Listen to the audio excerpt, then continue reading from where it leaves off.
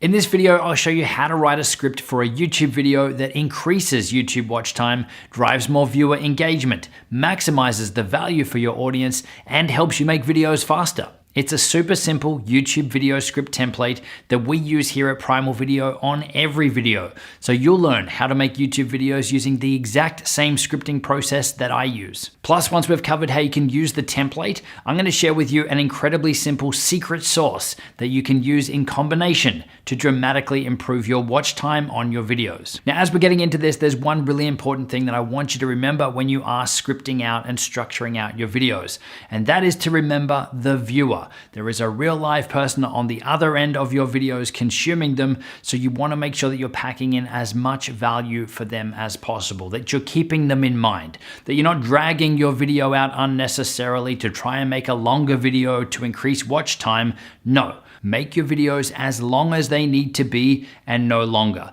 That means that if it takes you 5 minutes to give your viewer everything they need, then make a 5-minute video. If that's 20 minutes, then make it 20 minutes. But come from that place of what does the viewer need, what do they expect, what do they want from this content, and give them that. They're gonna see straight through it, or they're gonna lose interest if you're just padding a video out unnecessarily. So this is our video script structure. The first thing you wanna do, most important, is to hook the viewer in immediately.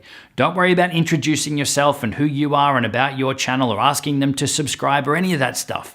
You need to hook the viewer in. Let them know that your video is the one for them, that they're in the right place. And you want to do that immediately so that people will start to relax into your content and not wonder if they should have clicked one of the other videos that YouTube was presenting for them. And you can do that with an example like this. In this video, I'm going to share with you the top 5 video editing apps on iOS to help you decide which is the best one for you. That's it, short and sweet, just letting them know what the video is about. Now from there is when we move into our intro. And this is where you can introduce yourself, introduce your channel, introduce more about the topic and how the video is going to be presented. So an example of an intro line that we've used a lot on this channel is, hey, it's Justin Brown here from Primal Video, where we help you grow an audience and scale your revenue with online video. So that's a quick introduction to me and to our channel. Now from there, that's where I will share a little bit more about the topic of the video and how the content is going to be presented. So that's where I'd say something like, so if you've ever looked for video editing apps on iOS, you'll understand there's a lot of different options. So I've spent a ton of time trying and testing all the top options. And in this video, I'm gonna share with you my top 5 to help you decide which is the best one for you. So that's your intro section. Now in this section, this is where you'll see a lot of people out there throwing in a quick call to action. And it's not a bad idea, but again, I want you to think of the viewer. How many times have you just clicked on a video and very early on in the video, you've been told to smash the like button, hit the subscribe button, ring the notification bell so you don't miss anything.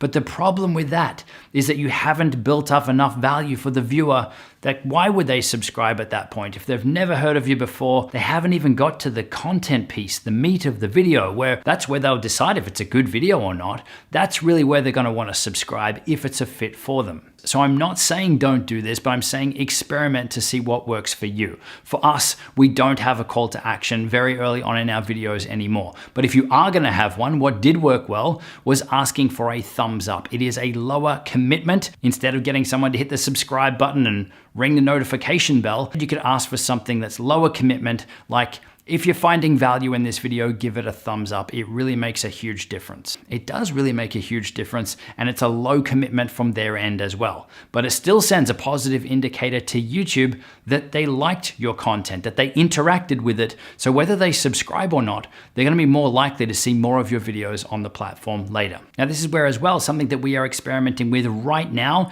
in this intro section, and only now that we're past 1 million subscribers, is that we're actually shortening this piece down. And I'm no longer introducing myself and the channel. I'm really just using this intro section now to give more context to the video and again, let the viewer feel like they're in the right place and that I am actually going to help them. So that's the intro section. And once you've delivered that, we then move on to the content. Now this one is pretty self-explanatory. This is where you want to deliver on what you promised in your hook and in your intro. And again, in this section, it's really important not to just drag things out. You want to keep it short, sharp, concise to keep it engaging and to keep your viewers engaged. So some good ideas for delivering this content piece of your video can be to use lists like top 5, top X videos. Those are really great for viewer engagement because people will inherently want to stick around to hear out all the steps or all the options through to completion. So even if they knew step 1, 2, 3, and 4, or options 1, 2, 3, and 4, option number 5 could be the game changer for them. So they'll likely want to stick around for that. Now from there, we move into what we like to call the bonus, which is essentially an over deliver.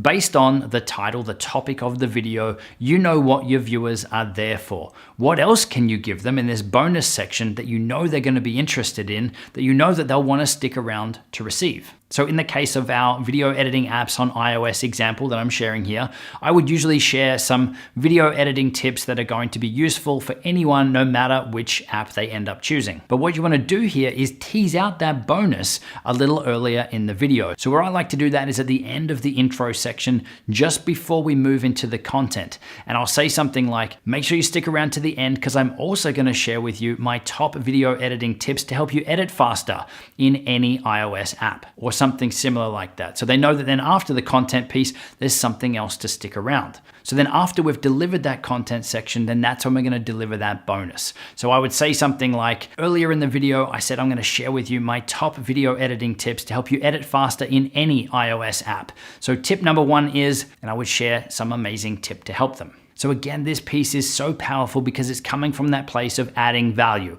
It wasn't expected from the viewers that you're going to help them with their editing tips as well as their editing apps in this case. So what can you add in as quick bonus value designed to help your viewers based on the topic or the title of the video that they're watching? What else can you give them? So this is something that really helps with your watch time because people want to stick around to hear this out, but also it helps with the great experience you're giving the viewers and the goodwill and the reciprocity that you're building up from adding so much value for them. Now, after that bonus section is where we move into our call to action. This is the last piece of your video for the action takers that have made it to the very end of your video. This is where you tell them what you want them to do next now that they've consumed this content. Is it to subscribe to your channel, to go and check out the resources that you've linked in the description, to go over to your website, to subscribe to your email list, to download one of your free PDF guides, to watch another video that's linked on screen? What is the best next step for your viewer now that they've made it to the end of your video? And again, you're coming from that place of how do I add value to the viewer? If they like this video, what is the next best thing for them to do or the next best video for them to watch? Even if you don't have the next best video for them to watch,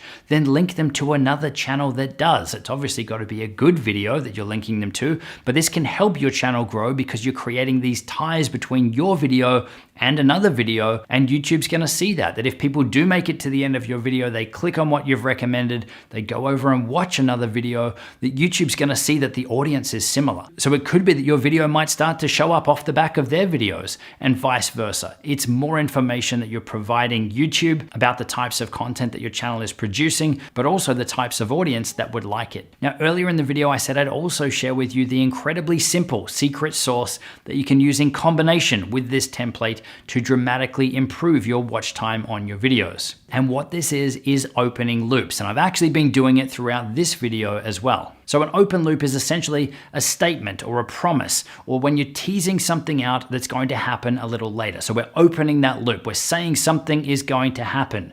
When that thing happens is when the loop is closed. Now, this isn't just something to keep people engaged for videos. This works for stories and for written content as well. And this is where the most engaging stories are really opening some big loops towards the start that you want to hear closed out towards the end. You just got to know what happens in the end of that story, in the end of that movie. Is the main character okay? That's the concept of opening and closing loops. Now, if you do these in your YouTube videos from that perspective of adding value, what value can you add to your viewers that you know they will be interested in a little later in the video? So teasing out that bonus section in our video is a great example of opening the loop. So back in the start of the video, I said, make sure you stick around to the end because I'm also going to share with you the secret sauce, right? That was opening a loop. Until now in the video, I'm closing that loop. So it's coming from that place of adding value. It's something that's going to help you with your video creation, but it's also something that can keep people watching or consuming your content as well. But we're also not doing this with the primary piece of content. We're not holding anything back. We're not delaying the answer for people. The content piece is the content piece, and that's delivered in a fast, efficient way. It's this bonus or an over deliver is where we're adding extra value to people, and it just so happens it also keeps them watching the video longer because it's not what they came for, for, but it's something else that they're going to be interested in. But this is where you're also able to open and close much smaller, more subtle loops inside your videos as well. If you're structuring your videos using lists or top X, top 5 tips, people will want to stick around for that entire list. But by saying that you're going to break this down and share the top 5 tips, then people will want to stick around for number 5 because that's the complete loop. So they will want to watch that video through to completion to hear out all 5 of them. If you stopped at number 4 and didn't close out the loop by promising 5 and delivering 5, the viewer's going to feel like you ripped them off, that you've left them hanging. So this is where it's really important that if you open a loop, it's really important that you close it. And again, it's not just about dragging things out unnecessarily. It's all about keeping the viewer in mind, being respectful of their time, but also pack in as much value as you can. Now, for a bit of fun, why don't you go back and start this video again from the beginning, and you'll be able to pull apart exactly what I've just taught you. When I'm in the hook, the intro, when I'm opening loops, when I'm teasing out the bonus, when I'm delivering the bonus. And I can't stress this enough. This stuff really works to make it easy for your viewers to follow along, to watch, to consume your content, but it also helps them be more engaged in it as well. Now, having this structure all thought out and in place before you get in front of the camera is actually going to make the filming process easier as well, because there's less mistakes when you're filming because you know what you want to say and when you want to say it, which means that there's less footage to edit, which means faster editing, which means faster video creation. So by following this, you're actually going to speed up your video creation time as well. Now, if you're interested in how we manage our entire video creation process from coming up with ideas to keyword and topic research right through to upload and release, then check out the video that is linked on screen, and I'll see you in there.